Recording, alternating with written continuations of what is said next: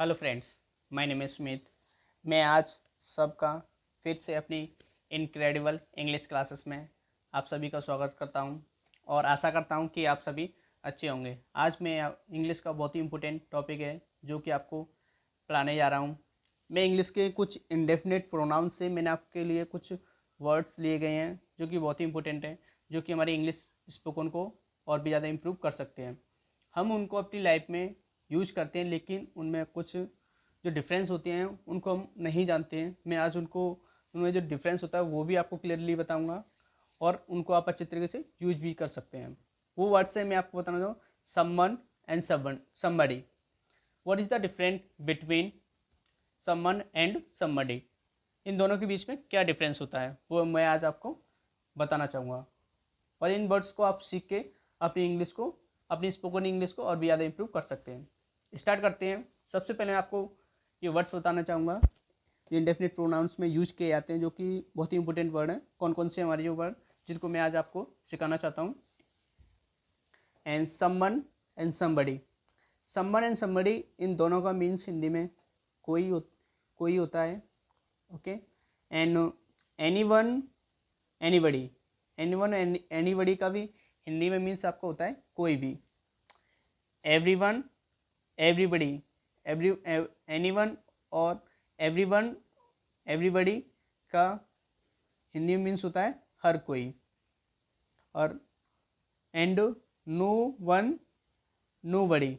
No one और nobody का हिंदी में मीन्स होता है आपका कोई भी नहीं।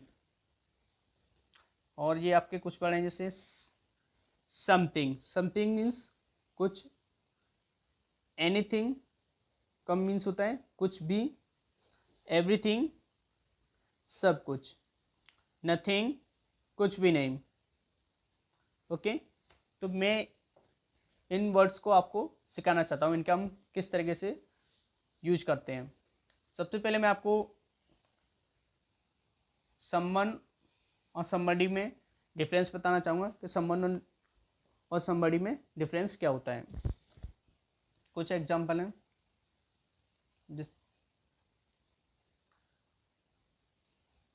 कुछ एग्जाम्पल लिखे हुए। मैंने कुछ एक एग्जाम्पल लिखा हुआ है, जैसे कोई दरवाज़ा खटखटा रहा है। ये कोई दरवाज़ा खटखटा रहा है, तो इसे हम किस तरीके से बोलेंगे? जैसे कि जैसे मैं और आप कमरे में हैं और मैं आपसे कह रहा हूँ कि कोई दरवाज़ा खटखटा रहा है, तो हम इसे इंग्लिश में बोल सकते हैं someone is knocking the door. Someone is knocking the door. कोई दरवाज़ा खटखटा रहा है। इसी सेंटेंस को हम इस तरीके से भी बोल सकते हैं, somebody is knocking the door. somebody is knocking the door. कोई दरवाज़ा खटखटा रहा है। दोनों का मीन्स सेम ही है हिंदी में, लेकिन इन दोनों में डिफरेंस क्या होता है कि फॉर एग्जांपल जैसे मैं और आप कमरे में हैं और बाहर से कोई दरवाज़ा, ऐसा लग रहा है कि कोई दरवाज़ा खटखटा रहा है। मैं आपसे कह रहा हूँ someone is knocking the door. हमें लेकिन प्रॉपरली पता नहीं है कि कौन दरवाज़ा खटखटा रहा है। सपोज करो, क्योंकि हम बाहर देख तो नहीं सकते। अब जैसे मैं आपसे कह रहा हूँ someone is knocking the door, तो हो सकता है आपका कोई एनिमल्स भी हो सकता है, कोई जानवर भी हो सकता है तेज़ हवा चल रही है उसकी वजह से दरवाजे की आवाज़ आ रही हो, और हो सकता है कोई पर्सन है वो आया है, वो दरवाज़ा खटखटा रहा है। तो सम्मन का मीन्स होता है कि सम्मन को हम सभी चीज़ों के लिए यूज कर सकते हैं। जैसे कोई एनिमल्स हुआ, कोई अदर्स थिंग्स होती है, और किसी पर्सन के लिए भी हम सम्मन को यूज कर सकते हैं। लेकिन समबड़ी, जिसमें मैं कहूँ समबड़ी इज नॉकिंग द डोर, समबड़ी में इज स्पेसिफाई हो जाता है कि हम एक पर्टिकुलर पर्सन के लिए बात कर रहे हैं कि इस दरवाजे को सिर्फ एक पर्सन ही खटखटा रहा है।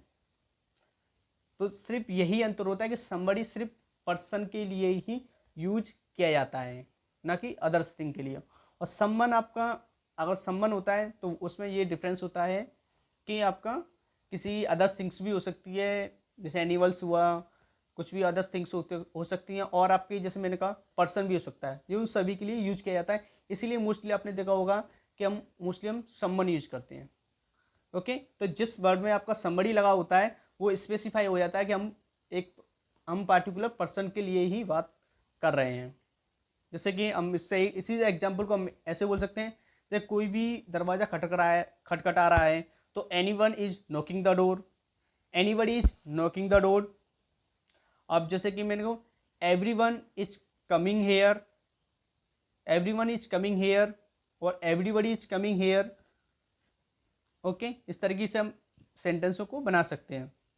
जैसे मैंने कहा no one is coming here, यहाँ कोई नहीं आ रहा है, तो मैंने no body is coming here, तो डिसाइड होगा हम किसी एक पर्सन के बारे में बात कर रहे हैं। बड़ी जिसमें लग गया था हम समझ जाओ कि हम एक पर्टिकुलर पर्सन के रिगार्डिंग ही बात कर रहे हैं। ओके, तो समवन और समबडी में ये डिफरेंस होता है, जैसे someone, anyone, anybody, everyone, everybody, no one, nobody. तो आशा करता हूँ कि इनमें जो डिफरेंस होता है वो आपको पता चल गया होगा।